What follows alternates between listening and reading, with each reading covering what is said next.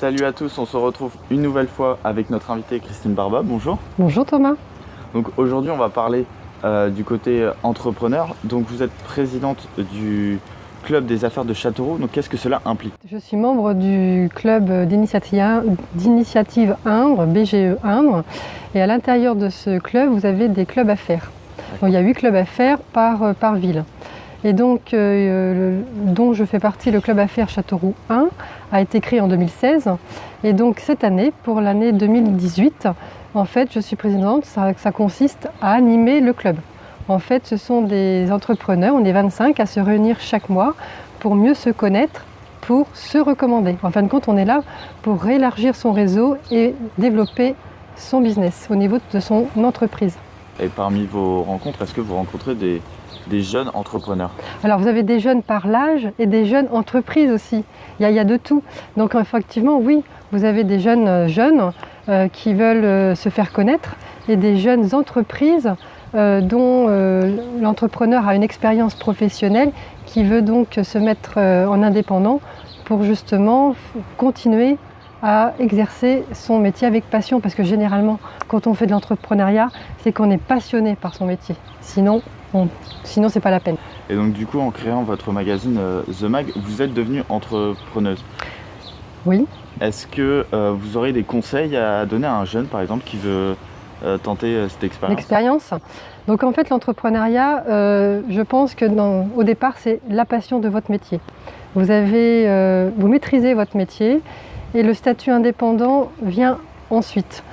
Mais je pense qu'avant de commencer à exercer son métier, je pense qu'il y a des organismes sur Châteauroux.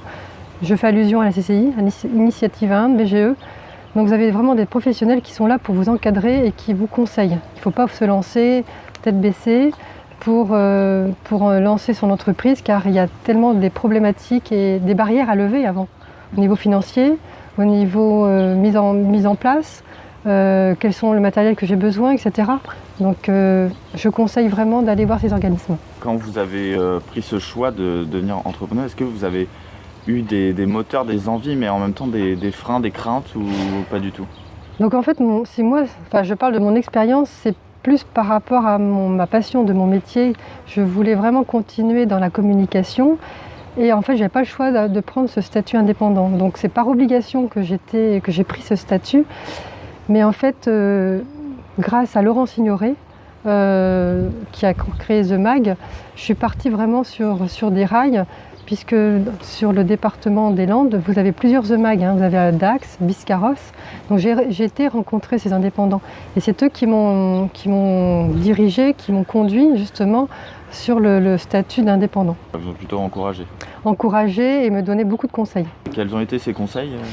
En fait, c'est vraiment des conseils techniques, puisque ce sont des anciens collègues de mon groupe de presse gratuite qui m'ont donné des conseils au niveau tarification, par exemple, au niveau de la distribution, au niveau des annonceurs, de la ligne éditoriale, comment respecter la ligne éditoriale de The Mag. Mais après, une fois que vous êtes sur votre territoire local, il faut vraiment que vous alliez au devant des organismes. Je fais encore allusion à la CCI, Initiative Indre, BGE, qui vous ont aidé et qui vous permettent justement de ne pas faire d'erreurs, trouver le bon comptable par exemple, etc. Donc c'est des recommandations, des conseils qu'il faut vraiment écouter et appliquer. Voilà. À l'écoute des conseils, merci beaucoup.